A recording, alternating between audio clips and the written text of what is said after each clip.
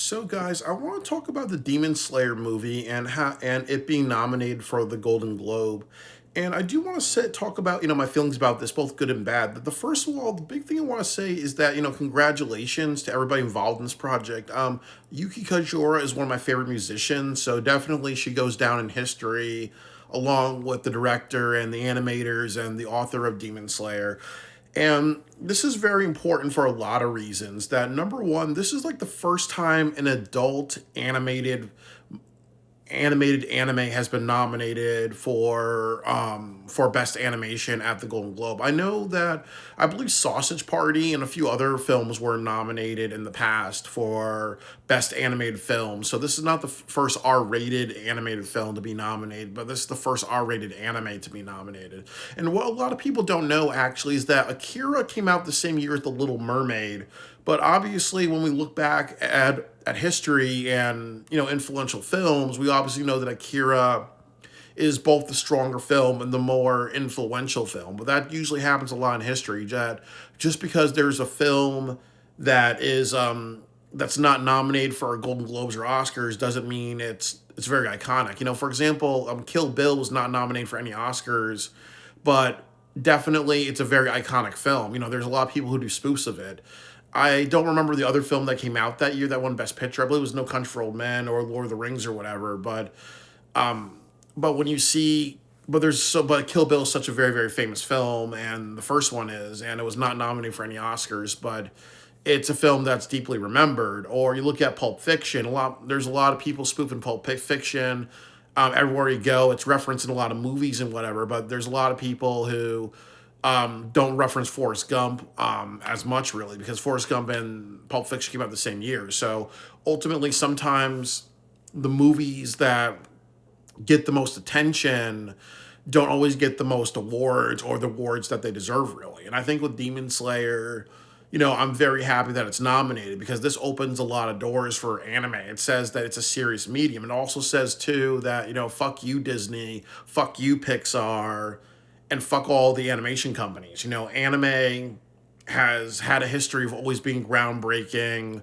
Anime's had a history of always telling adult-oriented stories, and if honestly it does well at the box office, if it's in the cultural zeitgeist, in it should be up for awards. Like for example, in the early '90s, Ghost in a Shell should have been nominated for Oscars because you see all the animation that happened in that, or even Escaflowne, or even if they made Neon Genesis Evangelion the film, like definitely there's countless anime films that should have been nominated for Oscars, because of really the hard work that goes into their animation, the technological advances, the groundbreaking storytelling, which ultimately means that you're telling an adult story in an anime form, and that's not that was not something that was widely accepted when it comes to Oscars and Golden Globes, really. So this definitely is a film that says, fuck you, Disney, fuck you, Hollywood, fuck you, Pixar, fuck all the kiddie films, fuck Marvel, and fuck everybody else, really. It can be adult, R-rated anime in the when it comes to Golden Globes and also the Oscars, really, because usually, as they say, if you're nominated for a Golden Globe, you kind of see how the Oscars pick things. But I would also kind of say that while it's a groundbreaking thing, there's strengths and weaknesses to the Demon Slayer film. But I will kind of talk about this important thing first, is that I don't think it's going to win an Oscar, and I don't think it's going to win at the Golden Globes, because usually what happens a lot when it comes to awards is that they're going to pick the popular films, and you know why they do that. So that way, a bunch of anime fans and a bunch of people in Demon Slayer cosplay are going to go to the Golden Globes or watch at home, and they're going to be they're going to be holding their fists, all excited, and then they're going to pick something else. This has happened before. You look at South Park, the film, where a lot of people want South Park to be nominated for best animated at the Oscars. It wasn't. But it was nominated for Best Music. But a lot of people are holding their fists, South Park should win. South Park should win. Blame Canada is a very strong satirical song. It lost to Phil Collins because of obviously Oscar politics. It was such a edgy film, and they're probably going to do. Probably that's the reason why it's going to be nominated as well, to get people to watch, and then people are going to turn out because they're going to be a little pissed off, really. And then the Oscars will do that, where they're going to be like, hey, you know what? part of the reason why it's nominated is because we want the youth audience. Really, we want to show that the Oscars and the Golden Globes are not just these old white people in Hollywood who were born in the 1930s and 40s and 50s. We want to try to say that we're young and hip when that's actually a facade, really. So I really want people to understand that. I think it's more. It's two things. I think it's a good piece of work, but there's also there's the other, like, politics behind it, which is they want the youth audience. They want young people watching the Oscars and saying, hey, you know what, Hollywood is in touch with us. But with that said, Demon Slayer, there's a bunch of strengths and weaknesses to this film. I would say number one with Demon Slayer is that, yes, the animation is groundbreaking. Yes, when I watch an anime, usually, it feels very high. When I watch a lot of anime films, it usually feels like they put a lot of hard work in the animation and how they do the lighting and art production and the animated cinematography and all that stuff. Really, I think that all that's very strong with Demon Slayer. And I would also say too that another groundbreaking thing is the storytelling. Like, obviously this was a very, very complicated film. This is like there's the series finale of Demon Slayer, and you're doing a huge risk by saying instead of a series to end it, we're actually going to spread it off into three films over a period of 6 years. And then also on top of that, really, there's people who've read the manga. There are people doing their own, like, animations of it, and people know how it's going to end. People know who's going to die. There's like maybe 5 to 7 demon Hashiras that die. We know what's going to happen to Musa. We know what's going to happen to Tanjiro. We know everything like that. So it's a huge risk to kind of say your series finale, like the ending of Demon Slayer, is going to be these three films, and ultimately everybody knows how it's going to end, really. So are you going to have the same level of interest? And then also too, like, I didn't want to know the ending of Demon Slayer, but on Instagram, you go anywhere, people will show you pictures of who lives and who dies, how it ends, and all that stuff. So it's ultimately like, it's like Romeo and Juliet in a way. It makes no. I mean, you go to the movie knowing what's going to happen, really, but it's almost like how they tell the story is the interesting part. So it's definitely groundbreaking in that way to do a series finale like that. The other way it's groundbreaking is that, as I said, it's a complicated film because you have a lot of people who've never watched Demon Slayer before or who are fans of it. You have to kind of make sure that when people watch the film, they understand the storyline. Like Chainsaw Man does this very well, where you understand the storyline, so that way people get what's going on. People understand what they're doing, why they're doing it. Like when I was watching Jujutsu Kaisen, the film, I was lost, but in this one, they made sure that if you never watched Demon Slayer before, you know what the fuck is going on, really. And then, you have fight sequences, you have flashbacks, you have them trying to explain things to you, you have it be a close to 3 hour film, really. Like, honestly, that takes a lot to hold an audience. And then for it to make like around over 700 million, it's probably going to stop at around $800 million.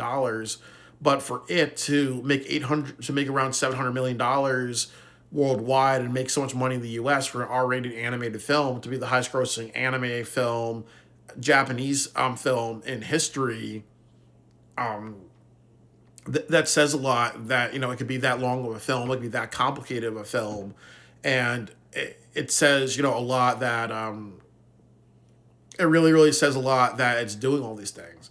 But the other part of it is the problems with this. That number one, it's not a good it's not a good story because there's a few things. It's way too long.